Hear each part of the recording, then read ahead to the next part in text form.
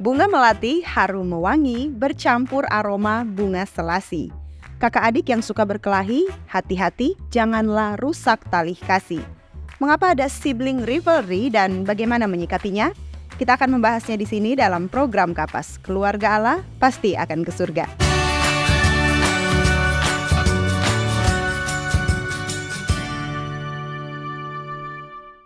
Kasih sayang saudara kandung tiada bandingnya.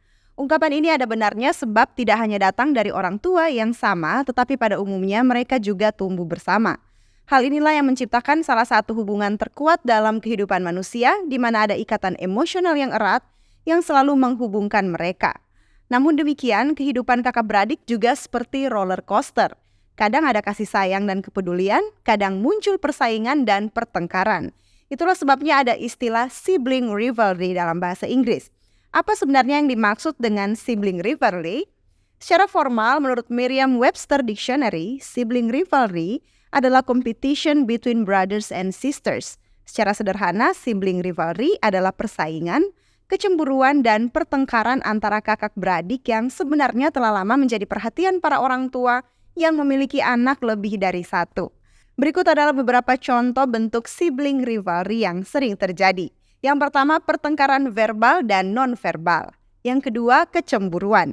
Yang ketiga, saling usik, ejek, hina, olok, bahkan bully. Yang keempat, bersaing atau berkompetisi. Yang kelima, saling sabotase atau tindakan merampas.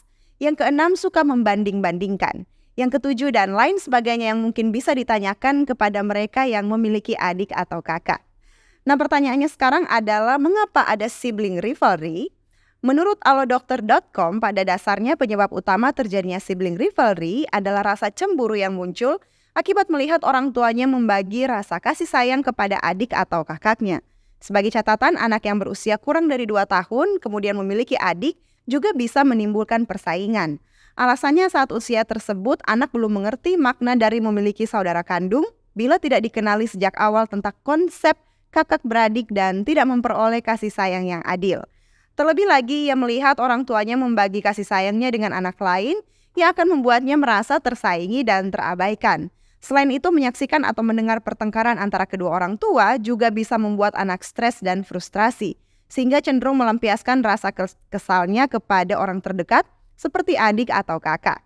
Nah, perlu diketahui bahwa yang memperburuk tingkatan atau level sibling rivalry adalah favoritism atau sikap pilih kasih dari orang tua.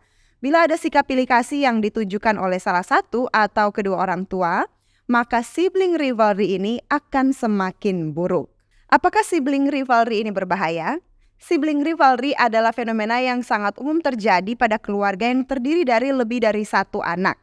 Hal ini seharusnya bukan sesuatu yang berbahaya atau merugikan dalam kehidupan keluarga. Sebaliknya, fakta menunjukkan bahwa hal ini memiliki tujuan untuk perkembangan. Individu yang tumbuh dengan saudara kandung memiliki kesempatan yang kaya untuk belajar tentang resolusi konflik, batasan, advokasi diri, dan kesehatan hubungan. Mereka juga belajar apa yang membuat mereka unik, apa yang penting bagi mereka, dan harga diri mereka. Yang berbahaya adalah bila sibling rivalry dalam bentuk pertengkaran fisik yang akan mencederai salah satunya atau sampai berujung pada cacat fisik atau bahkan kehilangan nyawa. Demikian pula dengan trauma yang ditimbulkan. Selain itu akan merugikan jika kakak beradik tidak pernah belajar skill untuk menyelesaikan konflik dan persaingan sehingga sibling rivalry ini terbawa terus sampai muncul rasa permusuhan yang terus-menerus dibawa dalam kehidupan di mana ada dendam dan perasaan dingin terhadap saudara kandung. Nah, ada fakta unik yang terungkap tentang sibling rivalry, bahwa tingkat persaingan antar saudara lebih rendah dalam keluarga di mana anak-anak merasa mereka diperlakukan sama oleh kedua orang tua mereka dan di mana mereka dalam keluarga dihormati dan dihargai. Fakta unik lainnya adalah ternyata riset membuktikan bahwa sibling rivalry ini menguntungkan. Hal ini berkontribusi pada perkembangan mental dan emosional, meningkatkan kedewasaan, meningkatkan keterampilan sosial seperti negosiasi dan persuasi, dan memberikan pelajaran berharga dalam pemecahan masalah. Kalau begitu, bagaimana menyikapi sibling rivalry? Saat bentuk-bentuk sibling rivalry sedang terjadi, maka ada beberapa hal yang perlu dilakukan. Yang pertama, beri jeda waktu. Ketika orang menjadi semakin marah, tidak ada yang produktif yang akan terjadi. Ajari anak-anak untuk mengambil jeda waktu untuk meredahkan amarah. Hal ini dalam rangka mengajarkan keterampilan resolusi konflik yang akan bermanfaat bagi mereka di tahun-tahun mendatang. Yang kedua, pastikan setiap pihak mendengarkan. Tidak hanya penting untuk memberikan kesempatan kepada masing-masing pihak untuk mengekspresikan diri mereka sepenuhnya, tetapi juga untuk memastikan saudara kandung lainnya mendengar dan memahami setiap sudut pandang. Selanjutnya, mengajari anak untuk berempati terhadap saudaranya. Contohkan rasa empati dan arahkan anak untuk berempati. Selanjutnya, berikan jalan keluar. Orang tua perlu menunjukkan cara untuk melangkah maju. Menyarankan aktivitas, tindakan, atau cara untuk melewati konflik dapat meredakan perasaan buntu dan dendam. Yang kelima adalah memulihkan kasih sayang dan kedamaian antara kakak beradik. Memastikan bahwa ikatan dipulihkan dengan cara tertentu, mungkin dengan waktu, adalah penting dalam menjaga keutuhan hubungan. Membuat saudara kandung saling mengingatkan tentang hal-hal yang mereka sukai satu sama lain, sesuatu yang mereka miliki bersama, atau mendiskusikan kenangan bersama yang menyenangkan, dapat membantu memulihkan lingkungan yang positif dan membantu saudara kandung tetap berpegang teguh pada ikatan keluarga mereka. Berikut ada beberapa tips bagaimana sikap orang tua terhadap sibling rivalry. Yang pertama, hindari memihak. Sibling rivalry seringkali tentang persetujuan orang tua. Memastikan bahwa Anda bersikap netral pada saat konflik dapat membantu semua pihak merasa dihargai dan setara. Yang kedua, cari tahu akar permasalahan. Semua konflik memiliki kebutuhan yang tidak terpenuhi. Sebelum Anda marah, cari tahu dulu apa yang tidak terpenuhi. Kemudian yang ketiga, bersikaplah adil, bukan sama rata. Setiap orang membutuhkan hal yang berbeda dan ketika anak-anak merasa aman bahwa kebutuhan mereka akan terpenuhi dan belajar bahwa kebutuhan mereka mungkin dipenuhi secara berbeda dari yang lain. Yang keempat, atasi akar penyebabnya.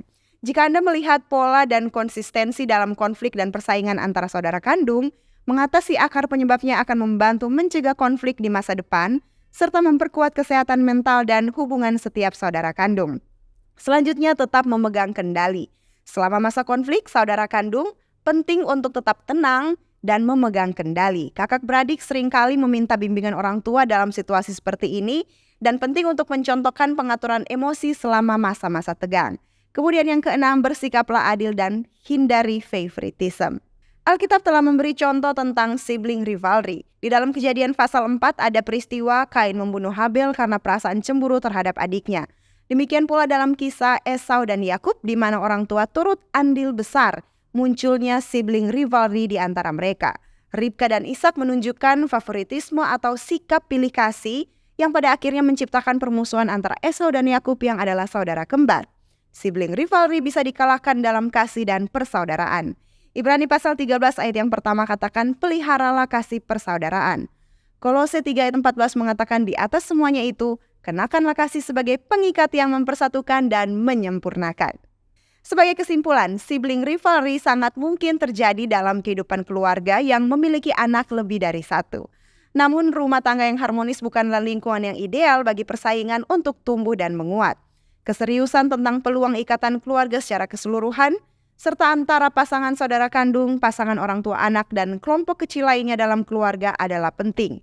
Kunci dari kesempatan ikatan ini adalah kesetaraan.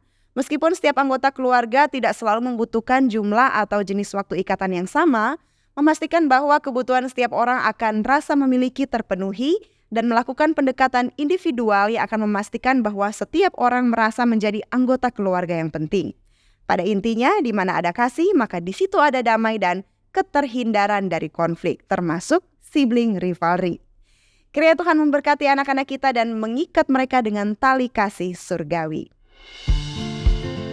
Demikianlah pembahasan kita kali ini. Jika sahabat Kapas merasa diberkati, jangan lupa untuk subscribe YouTube channel Cornelius Media. Tuhan memberkati kita sekalian dan salam Kapas.